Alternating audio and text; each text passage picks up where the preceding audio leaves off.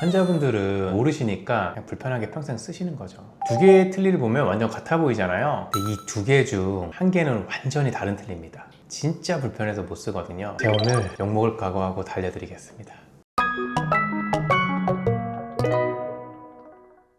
안녕하세요.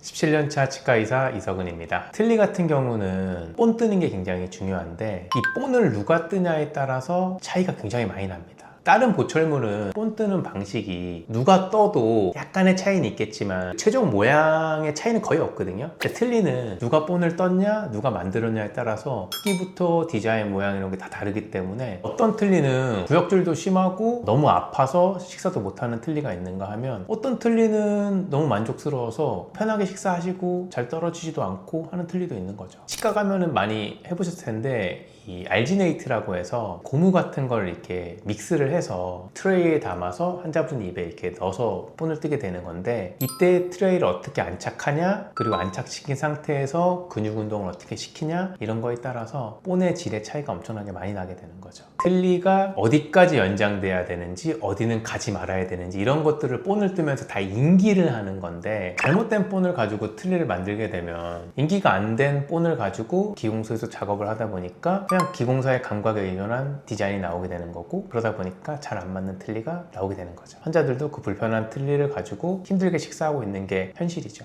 저 역시도 사실 지금 설명드린 방법에서 크게 벗어나지 않는 방법으로 진료를 했고 그러면서 저도 어떻게 하면 조금 더 쓸 수 있는 틀니를 만들 수 있을까 고민을 해서 하게 된 방식이 디지털 틀니입니다. 옛날 틀니 방식은 본을 두 번 뜨고요. 그리고 뜬 본을 가지고 높이랑 얼굴이랑 이렇게 물리는 거 잡고 그걸로 틀니 완성 직전의 모양 한번 보여드리고 환자분이 마음에 든다 하시면 완성하는 방식으로 진행을 하고요. 디지털 틀니 방식은 본을 뜨고 높이를 잡고 임시 틀니를 먼저 만듭니다. 그리고 임시 틀니를 가지고 좀 사용을 하시고 이 사용한 게 편안하게 되시면 그거를 복제하는 방식으로 디지털 틀니를 완성하게 되는 거죠. 디지털의 제일 큰 장점은 잇몸부터 이제 스캔을 하게 되는데 이때 아무래도 기존 방식보다 오차가 줄게 되고요. 임시 틀니를 먼저 만들게 되고 그대로 복제를 할 수 있다는 게 제일 큰 장점이거든요. 이 임시 틀니를 사용을 하면서 조정을 하게 되는 거죠. 그 조정을 하면서 환자분이 편하게 식사가 되는 걸 확인을 하게 되면 그 틀니를 완벽하게 복제를 할 수 있는 거예요.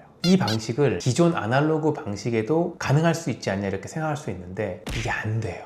임시 틀니 상태에서 환자분 너무 만족스럽고 그럼 제가 이렇게 만들어 드릴게요 해서 임시 틀니를 그대로 기공소에 보내서 이대로 만들어 주세요 이러면 그 틀니가 안 나와요. 저는 환자분이 실제 사용할 수 있는 틀니를 만들기 위해서는 임시 틀니를 꼭 사용해야 된다고 생각합니다. 대화도 해보시고 가벼운 것도 이렇게 씹어보시고 하면서 그런 것들이 자연스럽게 틀니에 인기가 되면 개를 복제하는 방식이 가장 심플하면서도 가장 손을 덜 타는 틀니 만드는 방법이라고 생각합니다. 디지털 틀니랑 이제 기존 방식이랑 차이점이 과정의 차이도 있지만 재료의 차이도 사실 되게 커요. 아날로그 방식 같은 경우는 플라스틱 같은 재질을 사용하는데 이거를 이제 반죽을 만든 다음에 거기에 넣어서 밥통에 찝니다. 찌게 되면 이제 이게 딱딱해지게 되는 거거든요. 아무리 그래도 이제 얘가 다공성이고 쓰시다 보면은 변색도 좀 되고 강도가 그렇게 세진 않고요. 김치나 이런 뭐 국물 있는 음식 먹으면 색이 계속 좀 어두워져요. 디지털 같은 경우는 구멍이 별로 없는 단단한 레진 블럭을 디지털로 다 깎는 거예요. 그래서 강도도 훨씬 세고 훨씬 매끈합니다. 디자인도 훨씬 이쁘고.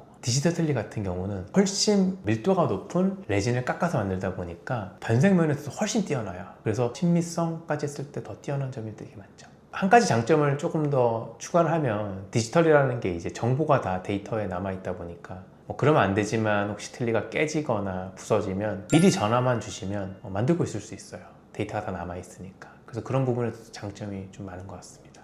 그래서 저 같은 경우는 디지털 틀니가 그래도 틀니치고는 조금 고가이기도 하고 건강보험 적용이 좀 어려운 부분이 있어서 틀니가 비용이 특별히 고민 안 되고 나는 조금 더 튼튼하고 예쁜 틀니를 쓰고 싶다. 그럼 디지털 틀니로 가시고 아무래도 비용이 조금 부담되신다. 그러면 이제 기존 틀니로 하시면 될 것 같습니다.